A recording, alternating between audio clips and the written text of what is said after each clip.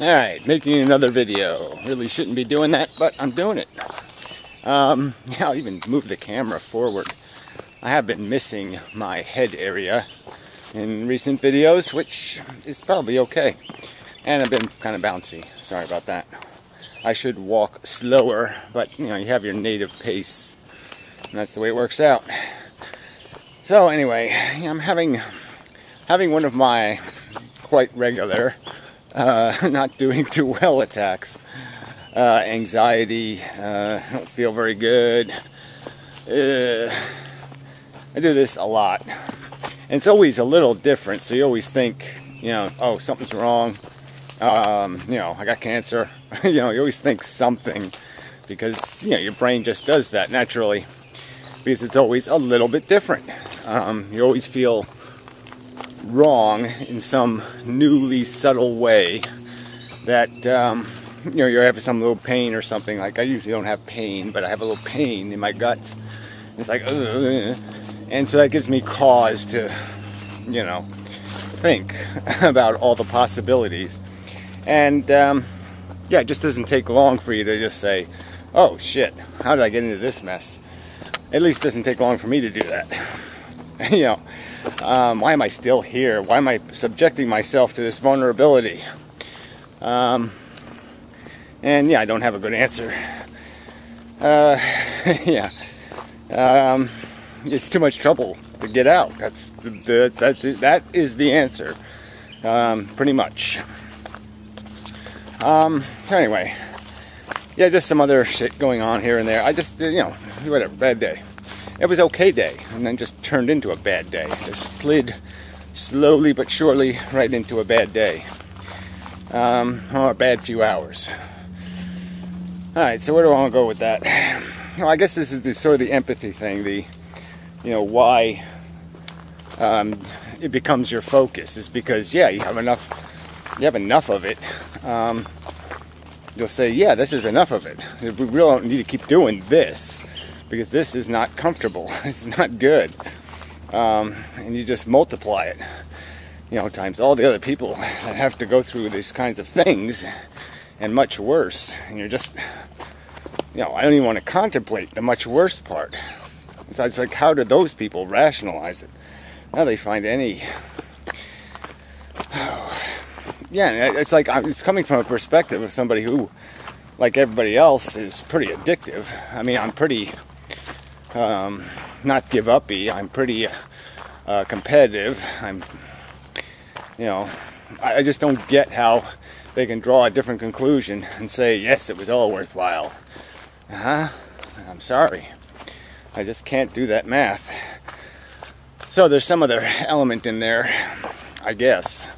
Some hope or fantasy or a wish or I don't know what it is, but there's something else running in their brains. Maybe some sort of attachment, I guess is always the word, some sort of past glory, some past reputation that life has, like some sort of celebrity who you find out is a debaucherous asshole, but you still like them, you know, because of the old days, because of who they were to you. You can't tarnish them too much. It's like Thomas Jefferson, you find out some shit and you're like, oh fuck. But you're just kind of like, oh well. Yeah, so he made a few bad lifestyle choices. Or, you know, Martin Luther King or some other guy. You just kind of write it off because you got to give it the benefit of the doubt kind of thing. And you really don't want to destroy your positive image. And so maybe it's because people have a highly positive image in their head of life that they really will cut it huge amounts of slack because they really did buy into this idea that you know, it's a great thing. It's a super duper thing. It's super celebrity. It's superhero. It's, you know, the most fantastic thing ever. And so that's their default state of mind, and so it makes it they can just keep writing it off. Where I come at it from a perspective where I never really had that. I never had glowing impression of life itself. I kind of had some appreciation for nature itself, just the rawness of it. But that was more on a personal level, like a Tarzan level or something. It wasn't really on a philosophical level. It was just on a day-to-day, where do I feel more comfortable kind of level. So that's a little different, I think, than when you're.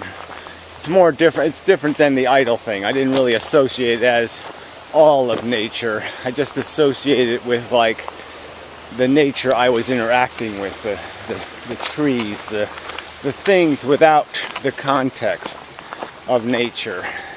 I guess I would argue the critters themselves, not what they represent. So it's like I could like a crocodile because I'd separate it from crocodiling, in general.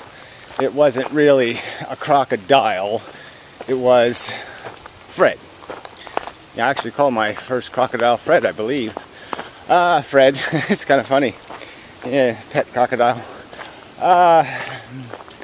Died tragically, as most pets do. Damn it. Anyway, I won't even go into that. Broke my little heart, it did.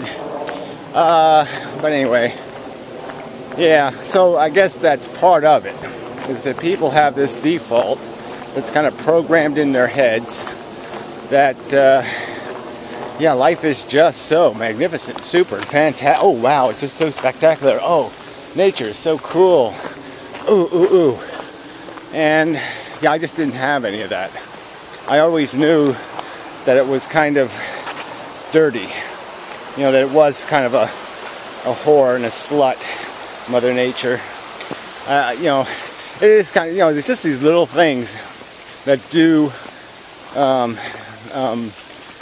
highlight your memory trail and your psychological maturation. And I do remember that as a kid growing up. They used to have these stupid margarine commercials for, I don't know, Imperial or something. I can't remember which one it was. But they had this woman, and she would go at the end, because they had a fake margarine or something, or fake butter and margarine.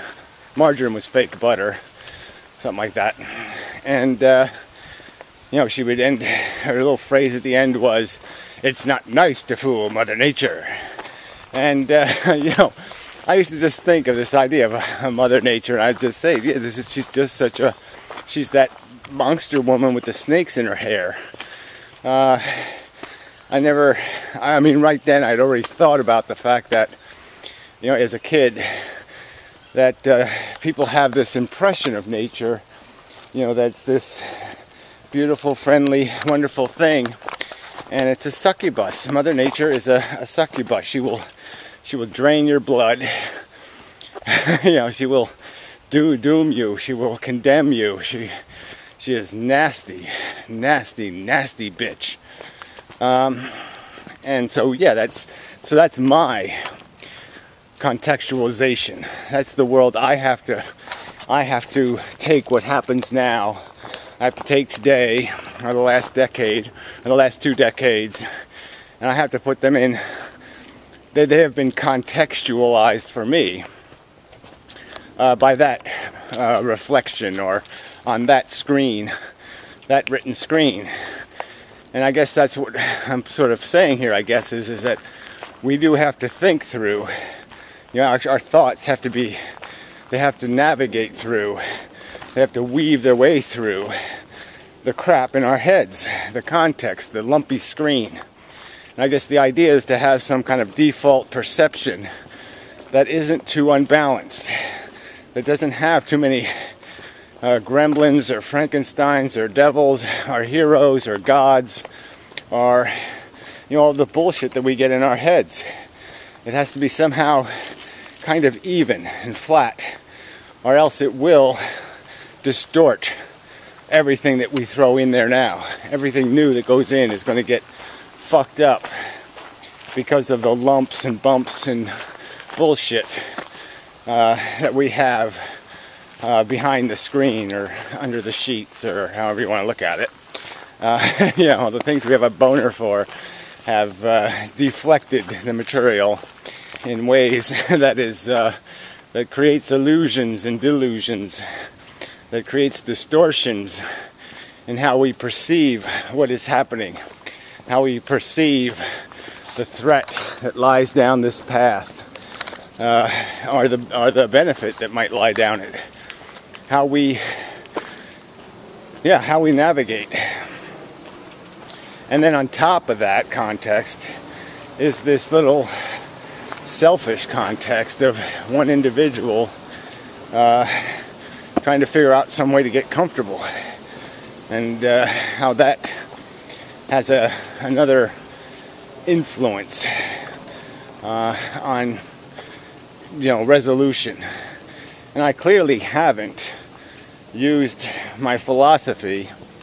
You know, I haven't clung to a God or to a simple, oh, it's all going to be okay, God says so. I mean, I didn't gravitate to a philosophical answer that would make it seem like it was worthwhile, like some kind of delusion that the prize of eternal life will be worth it, or some other kind of crap.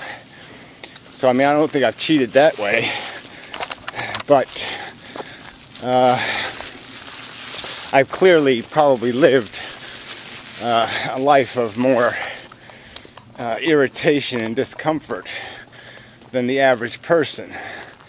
And that's, you know, definitely probably made me, you know, more conscious of the threat. It's like I've been, the lion has chewed my ass a few times, and I've got the scars, and they've made me wary of the water hole, or however you want to describe it. And so with the rest of humanity, or the rest of you people, can kind of, ha ha ha, what are you complaining about? Life is fun, blah blah blah blah blah. Yeah, I'm tempered, because I know there's a trap that swings and it crushes your neck. Or I know there's a little plastic thing with a bunch of holes in it. It's going to come flying down on you and swat your ass. I know there's a piano with your name on it, you know, hanging from a window somewhere. And that's the part, you know, that makes me very apprehensive about any kind of, you know, aggressive movement in the forward direction. Because is it forward into a tiger trap, into a pit of doom, horror, and a pit you may not be able to escape. That's the other element to this. Is, you know it's dark. You know there's these trap doors. You know there's all this bullshit. And you're almost saying, well, maybe I should just find the quickest way to off myself, just so I don't get trapped in one of those scenarios. I don't get trapped in a Freddy's nightmare kind of circumstance where death is no longer an option and all there is torment and suffering. I mean, yeah, it's a liability here too. Yeah, with every step, you could be stepping into a bear trap, and the only way out is to gnaw your leg off. There ain't gonna be a gun. There's not gonna be a noose. You know, you're fucked. But anyway, kind of dark. Yeah, it's a pretty dark video. But yeah, unfortunately, my brain is doing that, and I'm obviously fighting it. I love these giant wheats. I don't love them. I mean, I never even contemplated having any sort of romantic interlude with them, but they are very tall. Anyway, which is just kind of neat. Those big things are always kind of neat. You know, if you had found a fly that was, 40-pound fly, you'd be like, holy shit, it's a 40-pound fly. It'd be pretty neat. I mean, that would wear off pretty quick, especially if it was a biting fly, but whatever. Yeah. So, yeah. I would try to relax my brain and get myself back to my normal state of just mild tension, instead of kind of aggressive tension. Reduce the anxiety level from a red down to something more pleasant, something more orangey or browny. Maybe I don't think I can get to a blue, but yeah, I can at least get to maybe brown. No place to live in brown either, though. Oh, people making noise. Horrible, horrible. So, oh, yeah, I just, oh.